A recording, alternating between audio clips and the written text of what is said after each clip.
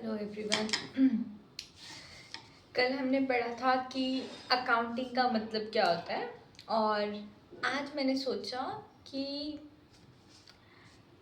You know एक बार ये पता चल गया कि भाई अकाउंटिंग का मतलब ये वगैरह होता है। देन द नेक्स्ट थिंग जो मेरे माइंड में क्वेश्चन आया था वो ये था कि मतलब अकाउंटिंग में मतलब क्या सिर्फ किस तरह की अकाउंटिंग, मतलब इसके टाइप्स वाइज भी होते हैं क्या इसके कोई ब्रांचेस भी होती हैं। तो I got to know, yes definitely. तो द बेसिक थिंग इज कि कौन कौन सी ब्रांचेस होती है। जैसे कंपनी में डिफरेंट डिफरेंट ब्रांचेस होती हैं कि सेल्स डिपार्टमेंट है या क्रेडिट डिपार्टमेंट है, वैसे ही अकाउंटिंग की भी 3 टाइप्स की ब्रांचेस होती हैं। First is financial. फाइनेंशियल, अब उस ब्रांच में क्या होता है? Financial accounting. फाइनेंशियल अकाउंटिंग क्या होती है कि हमने डाटा रिकॉर्ड किया, एक टेबुलर फॉर्म में लेके आए, P&L बनाया, which is known as a profit and loss account, कि इतना प्रॉफिट हुआ है, अलग अलग सोर्सेस हो सकते हैं, ये लॉसेस हुए तो नेट प्रॉफिट और नेट लॉस निकाल लेते हैं।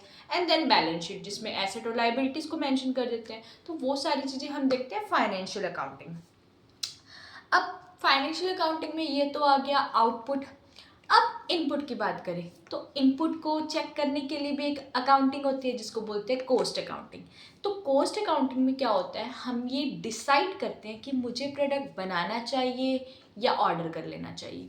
तो वहाँ पे हम कॉस्ट इफेक्टिव कब है, कॉस्ट एफिशिएंसी कब है, ये सारे डिसीजंस को लेते हैं। स्पेशली मेक और बाय का डिसीजन मेजर रहता है, लेकिन हाँ उसमें हम shut down cost and different type of cost, sum cost and all, ये सब पढ़ते हैं कोस्ट अकाउंटिंग में।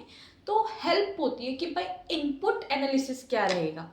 बट थर्ड टाइप की अकाउंटिंग बहुत ही इंटरेस्टिंग होती है, which is known as a management accounting.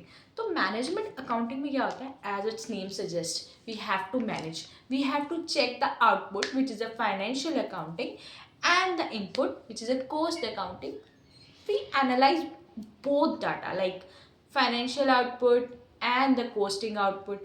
Once we get all of things on a table, after that we properly decide what to do and what not to do, what measures should be taken and what things should be avoided, so our company or our project will be fruitful. Thank you, have a nice day.